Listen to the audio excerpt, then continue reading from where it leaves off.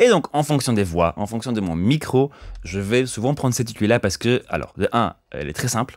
Je fais des mouvements vite. De 2, elle est très simple, donc je suis vite bloqué. Donc si jamais un mouvement ici ne fait pas ce que j'ai envie que ça fasse, bah je laisse comme ça, et puis c'est bon, c'est pas grave, je toucherai après. Mais la plupart du temps, je me rends compte que c'est tout à fait assez, qu'en fait, ces bandes de fréquences sont quand même vachement bien pensées. Écoute un peu cette bande de fréquences-ci. And it's overtaken me, every inch we gave away. Alors, toute seule comme ça, pousser fort, c'est pas très beau. Mais par contre, dans le mix, c'est ultra important parce que c'est souvent ça qui permet d'être bien devant et avoir cette énergie. And it's overtaken me, every inch we gave away to them.